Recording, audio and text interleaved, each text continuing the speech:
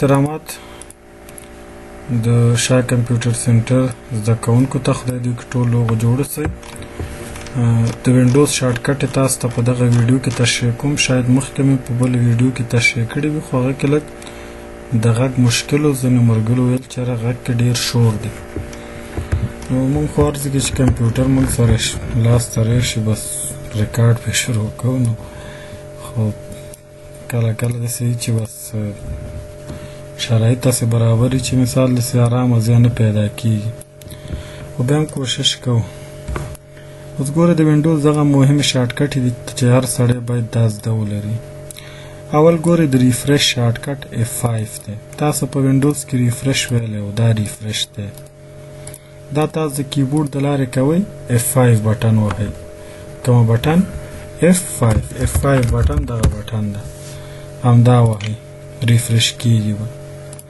بل تاسو که وګورئ لیکل شوي دي کنټرول C کاپي. که تاسو د کاپي اپشن په یاد وي چې موږ او تاسو په کمپیوټر کې د کاپي وینډوز کې د کاپي شارټکټ څه دی؟ کنټرول او C. د کټ شارټکټ دی کنټرول X. د پیسټ شارټکټ دی کنټرول پلس V. پیسټ خو به پوهېږئ که نه. مثال اوس دلته که زه راشم دا به یو مثال درکړم. دلته زه ګوره راځم، فکر تاسو وګورئ وکئ. مثال اوس دغه یو عکس دی نه زه کاپي کوم، دې فولډر کې ږدم د کیبورډ په ذریعه انتخاب کنټرول C. دې فولډر کې ږدئ کنټرول V. پیسټ یعنی د کاپي کنټرول C، د پیسټ کنټرول V، د کټ کنټرول X دی. انډو تاسو که وینډوز ویلی په دې ټول پوهېږئ. انډو کنټرول Z. د ریډیو کنټرول Y. د رینیم شارټکټ F2 کې دی. یو واقعا چې تاسو نوم بدلوئ که نه، موږ او تاسو رینیم ویلو کلیک که پې F2 ووهه نوم یې بدلولی شي. اوس دا انتخاب که F2 ووهه ګوره بي نوم ورکړه انټر که نوم به یې بدل شي. نو د رینیم شارټکټ څه دی؟ F2. کنټرول پلس A د سلیکټال شارټکټ دی. اوس سلیکټال څه ته وایي؟ چې ته غواړې په یو وخت دا ټول انتخاب کې کنټرول A دې ته سلیکټال وایي.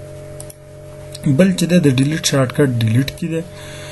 تاسو یو ایکن غواړئ ډیلیټ کړئ، لکه دغه فولډر ما جوړ کړو، زه غواړم دا ډیلیټ کړم. نو زه به دې باندې کلیک کړم، ډیلیټ بټن به د کیبورډ نه ووهم، دا به ډیلیټ شي. اوس که یو کس درته وایي داسې یو ډیلیټ داسې یو شارټکټ راته ووایي چې ایکن ډیلیټ کړم ریسایکل بین ته لاړ نه شي، ډایرکټ د کمپیوټره ختم شي. نو تاسو به شفټ او ډیلیټ ووهئ. اوس تاسو دلته وګورئ زه ریسایکل بین خلاصوم، ریسایکل بین به زه لږ تش کړم. اوس دلته تاسو وګورئ ریسایکل بین ما تش کړو. زه یو داسې غواړم چې دغه ایکن یو فولډر مې جوړ کړو، زه هم دا چې زه ډیلیټ کړم ریسایکل بین ته لاړ نه شي، ډایرکټ باید د کمپیوټره ختم شي. نو تاسو به شفټ او ډیلیټ بټن ووهئ. دا به انتخاب کړئ، شفټ ډیلیټ به ووهئ، انټر به کړئ، بس دا به دایمي شکل کمپیوټر نه خلاص شي، ریسایکل بین ته به هم نه ځي. بل تاسو د نیو فولډر شارټکټ دی کنټرول شفټ N. لکه تاسو یو فولډر جوړوئ کنټرول شفټ N ووهئ. دا وګوره کنټرول شفټ N. تاسو چې کله وینډو کې ووهئ، وینډو د سټارټ مینو شارټکټ دی. دغه مینو ته څه وایي؟ سټارټ مینو. وینډو بټن ووهئ خلاصېږي. لاک سکرین ګوره وینډو پلس L چې ووهئ، دا چې کوم ځای کې موږ نه پاسورډ غواړي دې ته لاک سکرین وایي. دا کوم ځای کې د دې لاک سکرین شارټکټ دی وینډو پلس L. وینډو پلس P څه صفحې چې تا خلاصې کړي، لکه د سپیس دې هم خلاصه کړې، بل ته دا ټول غواړې ټاسک بار ته لاندې راولې، یعنې څه کې دا ته مینیمایز کې. نو کنټرول وینډو پلس M به ووهئ، وینډو M. ټول هر څه چې تا خلاص کړي یا به مینیمایز شي. اوس که ته واپس غواړې چې کم شیونه چې تا سره کمې صفحې خلاصې دي، هغه نه ته یو صفحې نه لاړ شي بلې صفحې ته. لکه اوس ګوره یو د سپیسي دی یو ورلډ بټن. نو ګوره ته د کیبورډ نه چې تاسو وینډو پلس ټپ بټن وهئ، داسې تاسو ته ښایي چې څو صفحې دي، دلته درته ښایي. او الټ ټپ چې چېرته تاسو ووهئ، الټ ټپ د یو صفحې نه بل صفحې ته درته وایي چې کوم یو ته تلل غواړې.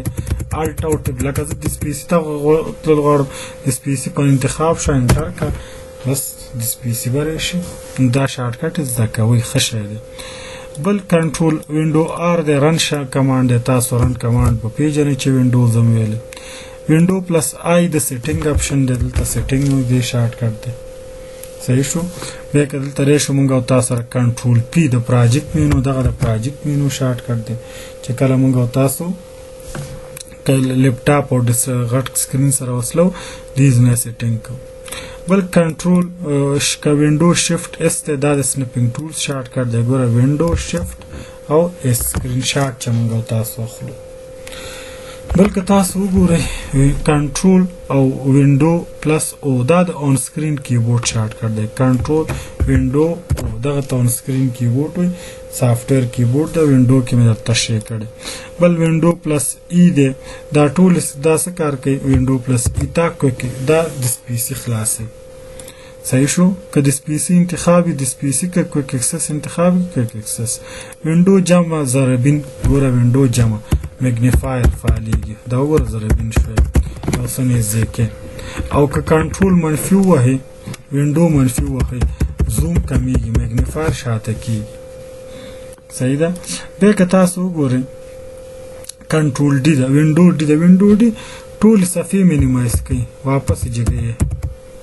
الټ F4 څه کار کوي؟ الټ F4 الټ کنټرول کله چې ته د یو څه باره کې معلومات غواړې وګورې په هغه کلیک کړه او الټ او کنټرول ووهه، ټول معلومات تا درکوي چې څو جی بي دی، څومره ځای نیولی، کله جوړ شوی دی. او اخرنی چې دا الټ او F4. ځینې خلک وایي چې الټ او F4 کمپیوټر شټ ډاون کوي، دا غلطه خبره ده. الټ F4 هغه صفحه بندوي چې ستا په صفحه باندې ستا په ډیسکټاپ کې ښیي، هغه درته ډایرکټ بندوي. او چې کله کومه صفحه نه وي بیا کمپیوټر څه کېږي، دغه صفحه راځي، بیا مونږ کمپیوټر شټ ډاون کولی هم شو، ریسټارټ کولی هم شو. خو اصل وظیفه یې څه ده چې کوم اپلیکیشن تا سره خلاص وي هغه درته بندوي. دا ګوره د وینډوز 10 هغه مهم شارټ کټ دی. خدای دې وکړي چې زده کړی مې وي. انشاءالله آینده کوشش کوو چې د دې نور ورلډ اکسل د دې شارټ کټ هم تاسو ته په دې شکل تشریح شي. دغه شارټ کټ ډېرې مهمې دي. شارټ کټ د سړي شخصیت جوړوي. ته چې شارټ کټ ښه ولرې، ته ټایپینګ ښه ولرې، ته به هر ځای کامیاب اوسې. نور دعا کې یاد ساتئ. ښه وخت، خدای پامان.